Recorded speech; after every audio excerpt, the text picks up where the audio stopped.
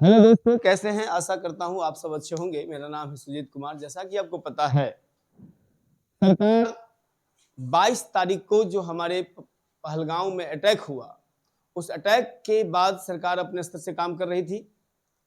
आज रात में लगभग 1 बजे के आसपास में खबर आई कि भारत ने पहलगाम का जो अटैक था उसका बदला लिया है।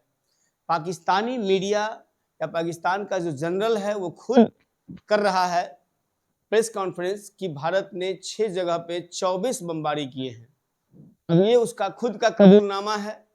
अब इस कबूलनामे को कुछ लिबरल गैंग जो है भारत में उसको कैसे पेश करती है वो तो बात की बात है। एनीवे, हमको ये जानना है कि भारत ने इस बार सर्जिकल स्ट्राइक 1 से सर्जिकल स्ट्राइक 2 जो इस बार किया है, इसका नाम दिया है ऑपरेशन सिंदूर।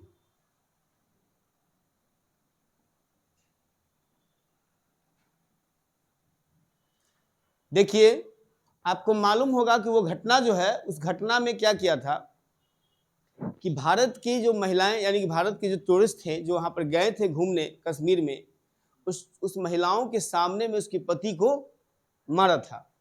भारत की संस्कृति में पति का संदर्भ सुहाग से होता है, जीवन के आधार से होता है। इसलिए सरकार ने, सेना ने इसका नाम रखा है ऑपरेशन सिंदूर, क्योंकि किसी के सुहाग को उजाड़ने का काम किया था उसने। ऑपरेशन का नाम सिंदूर रखा है। देखिए, ये 6 स्थान है जहां पे भारत की जो सेना है उसने अटैक किया था। हम ये समझने का कोशिश करेंगे पहले कि अटैक कहां किया है और कहां एक्स्ट्रा किया है, जो पिछले सर्जिकल स्ट्राइक से ज्यादा बियॉन्ड पाकिस्तान के अंदर में मारा है पहली बार। देखिए, ये जो इलाका आप देख रहे हैं, ये इलाका जम्मू कश्मीर लद्दाख का है। ये इलाका जम्मू कश्मीर हो गया और ये लद्दाख हो गया, है ना, लद्दाख हो गया। इसका 40% हिस्सा आपको मालूम है पीओके है, पाक ऑक्यूपाइड कश्मीर है, जिसको पाकिस्तान ने कब्जा रखा है। जम्मू कश्मीर का जो ये इलाका है, ये जो इंटरनेशनल बॉर्डर है, और ये वाला जो इलाका है, ये वाला, इसमें पीओके है।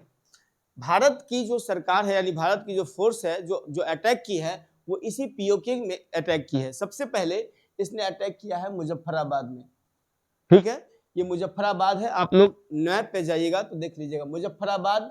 इसके बाद अटैक किया है कोटली में, इसके बाद अटैक किया है फूलपुर में, इसके बाद अटैक किया है सियालकोट में, इसके बाद अटैक किया है चकमारी में, इसके बाद अटैक किया है मुरीदके में, और लास्टली बहावलपुर। आपको मालूम है पाकिस्तान के पंजाब प्रांत में पड़ता है बहावलपुर, और साफ मैसेज दे दिया है कि बेटा अगर तुम टच किया तो तुमको हम अभी उस इलाके में मारे हैं, बहावलपुर में जाके, जो इलाका तुम्हारा सेना का गढ़ है, उसमें तुम पाकिस्तान को छुपा के रखे हुए हो, यानी कि आतंकवादी को छुपा के रखे हुए हो।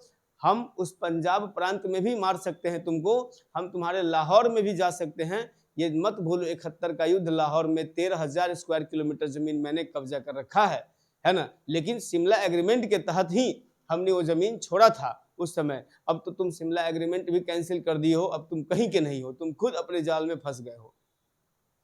ये बातें क्लियर हो गई। रात हमारी एयरफोर्स ने एयर स्ट्राइक किया इस पर, 6 जगह है। पाकिस्तान के जो अभी सुबह सुबह उठ के न्यूज देखिएगा तो पाकिस्तान के जो जनरल हैं वो प्रेस कॉन्फ्रेंस करके कह रहे हैं कि 6 जगह पे 24 बमबारी की गई है। तो बात तो पक्की है, खबर पक्की है। पिछले बार की तरह कुछ राजनीतिक दल ये नहीं कह सकते हैं कि मोदी जी चुनाव के लिए अपना प्रोपेगेंडा चला रहे हैं। तो अभी तो चुनाव नहीं है देश में, तो अभी आप ये नहीं कह सकते हैं कि हाँ प्रोपेगेंडा चला रहे हैं। और ये बात खुद पाकिस्तान ने कबूल किया है, कबूल है ना। तो फिर इसमें तो कोई इफवट का सवाल नहीं है। एनीवे, इसके बाद ये मैसेज क्लियर है। अब देखिए, ये पाकिस्तान का इलाका है, ये हमारा इंटरनेशनल बॉर्डर है ना। और इसके बाद पड़ता है इधर पाकिस्तान का पंजाब प्रांत, ठीक है, पंजाब प्रांत पड़ता है। इस पंजाब प्रांत में, पाकिस्तान के पंजाब प्रांत में बहावलपुर में, आपको मालूम है मसूद अजहर का वहां पर सेंटर माना जाता है, ठीक है ना। ये लोग यहाँ पे अटैक किया है। भारत सरकार का कहना है, भारत सरकार, भारतीय सेना का कहना है कि लगभग 75 से 80 जो आतंकवादी थे वो मारे गए हैं। ये बात पाकिस्तान ने आधी अधूरा ही सही कबूल किया कि लगभग हमारे 36 जो व्यक्ति हैं वो नागरिक कहता है, टेररिस्ट को वो नागरिक कहता है। 36 जो नागरिक है वो इंजर्ड हुए हैं और 8 नागरिक शहीद हुए हैं, ये पाकिस्तान का कहना है। तो 36 से 8 42 भारत सरकार का कहना है, 75 से 80 पाकिस्तान कम से कम आधा अधूरा ही सही लेकिन स्वीकार तो कर रहा है कि हमको पिटाई पड़ी है। अब ये समय है दोस्तों, मतलब हमारा जो देश है अभी वो पूरी तरह वॉर के सिचुएशन में है, कभी भी युद्ध छिड़ सकता है। क्योंकि पाकिस्तान ने कहा कि मैं रिटेलिएट करूंगा, तो रिटेलिएट करूंगा तो अमेरिका ने कहा कि बेटा ऐसा है कि कोशिश भी नहीं करना, ये भारत का हक था, भारत ने जो एक्शन लिया है भारत का हक था, भारत के नागरिकों को इस प्रकार से मारा गया वो उसका हक था, वो मारा है, अपना काम किया है। अगर तुम रिटेलिएट करते हो तो समझ जाना कि तुमको फिर भुगतना पड़ेगा। भारत ने साफ कर दिया है, भारत के जो एनएसए हैं, अजीत डोभाल दुनिया के जितने बड़े बड़े देश हैं सबके एनएसए से बात किया, उन्होंने सबको कह दिया है कि भैया हम ये काम किए हैं, पाकिस्तान को समझा दीजिए। सऊदी अरब के प्रिंस से भी बात किए, यूएई के प्रिंस से भी बात किए और कह दिए कि समझा दो पाकिस्तान को आप कि अगर इसके बाद हम पर कोई अटैक करता है तो फिर हम समझेंगे कि ये युद्ध है, सीधी सी बात है। क्योंकि पाकिस्तान, भारत का कहना है कि पाकिस्तान प्रायोजित या पाकिस्तान की सेना उसका हाथ उसमें था, जो हमारे 26 से 28 निर्दोष नागरिकों को मारा था, हम उसका बदला लिए हैं। अगर इसके बाद रिएक्ट होता है तो मैं युद्ध मानूंगा और फिर अंजाम बुरा होगा। Pakistan is a failure state in a world, समझ लीजिए पाकिस्तान फुल्ली फेल्योर हो चुका है विश्व में। सिर्फ टेररिज्म का अड्डा बना हुआ है, वो सिर्फ आतंकवाद का अड्डा चला रहा है, धर्म के आधार पर लोगों को बरगला रहा है, भारत में भी नैरेटिव फैलाने का कोशिश करता है। एक द गार्जियन एक समाचार पत्र है वैश्विक लेवल की, वो क्या कहती है कि पाकिस्तान ने कहा है कि भारत के जो सुखोई है विमान उसको मार गिराया है, 2 सुखोई विमान मार गिराने की अफवाह है। पाकिस्तान अभी करेगा, अफवाह फैलाएगा कि भारत का इतना फाइटर प्लेन हमने बर्बाद कर दिया, उतना बर्बाद कर दिया, ये कर दिया, वो कर दिया, ये अफवाह फैला के भारत के जनता में एक नैरेटिव क्रिएट करने की कोशिश करेगा। मैं आप लोगों से ये निवेदन करूंगा, इस नैरेटिव में मत रहिए। हमारी सेना, हमारी नेवी, हमारी एयरफोर्स, हमारी गवर्नमेंट जो कहती है हमें उस पर काम करना है या उसको सुनना है, पहली बात। क्योंकि हम लोग जो हैं पूरी तरह वॉर के सिचुएशन में हैं, कभी भी वॉर छिड़ सकता है ऐसा अंदाजा लगाया जा रहा है। भारत सरकार ने सभी मिनिस्ट्री को या भारत सरकार ने तीनों सेनाओं के सभी अंग को एक्टिव मोड में ला दिया हुआ है। आपको मालूम है ना, मॉक ड्रिल हो रहा था, भारत ने 226 शहरों को मॉक ड्रिल के लिए चुना था। रात में दिन में दिखावा है कि मॉक ड्रिल है, दुनिया को है कि भाई युद्ध की तैयारी हो रही है ना, या आपात स्थिति से लड़ने का, उससे सुलझने की क्षमता कैसे विकसित किया जाए आम नागरिक में, उसके लिए मॉक ड्रिल किया जा रहा है, बताया जा रहा है, समझाया जा रहा है। यहाँ रात में दूसरे मॉक ड्रिल हो गया 1 बजे रात में, सीधा पाकिस्तान पे अटैक किया गया। भाई क्यों नहीं करें, हमारा हक है। हमारे नागरिक को ऐसे कोई निर्दोष मार दे और उसको छोड़ दिया जाए, ये संभव थोड़ी ना है, असंभव बात है। इसलिए भारत ने इन सभी चीजों, इन सभी इलाके पे अटैक किया है। 1, 5, 6 इलाका है।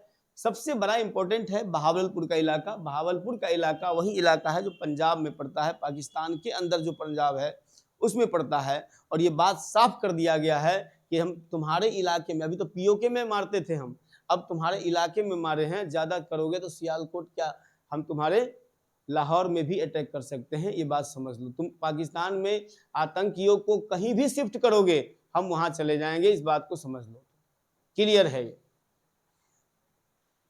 दो मोर्चे पे काम हो रहा है। डिप्लोमेटिक मोर्चे पर एस जयशंकर संभाल रहे हैं और जितने भी एनएसए सिक्योरिटी एडवाइजर हैं पूरी दुनिया में, रसिया के हो या अमेरिका के हो, ब्रिटेन के हो, फ्रांस के हो, जर्मनी के हो या अदरवाइज किसी कंट्री के, सबसे हमारे एनएसए अजीत डोभाल टॉकिंग कर रहे हैं, भैया हम साफ बात है, हमने जो करना था किया, हमारे साथ जो हुआ। अभी इसके बाद अगर अटैक करता है भारत पर पाकिस्तान, जो कि पाकिस्तान ने कहा भी है, तो फिर अंजाम बुरा होगा, इसका कोई इफ बट नहीं होगा, किसी की चलने वाली नहीं है।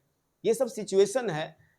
हम आपसे यही कहेंगे कि आप लोग फेक न्यूज में नहीं आइए, आप लोग एकदम संयम बरतिए। वो हिंदू मुस्लिम करने की कोशिश करेगा, भारत में हिंदू मुस्लिम करके पाकिस्तान जो है धार्मिक उन्माद फैलाना चाहता है, समाज की एकता को तोड़ना चाहता है। हमारी बुद्धिमानी है कि हम उस एकता को कायम रखें, बाहरी लोगों के प्रभाव में ना आए और अपने व्यवहार और प्रतिष्ठा सामाजिक व्यवस्था को बनाए रखें। क्योंकि हम लोग इंफॉर्मेशन वॉर में गए हुए हैं। फेसबुक, इंस्टाग्राम, ट्विटर एक ऐसा साधन है कि लोगों को बहलाया जा सकता है फेक न्यूज के माध्यम से। तो समझ लीजिए ये कुछ भारत की एक पुरानी सांस्कृतिक विरासत रही है। देखते हैं आगे क्या होता है। जैसे जैसे इंफॉर्मेशन होगा हम आपसे टॉकिंग करते रहेंगे और बात करते रहेंगे। तब तक के लिए जय हिंद।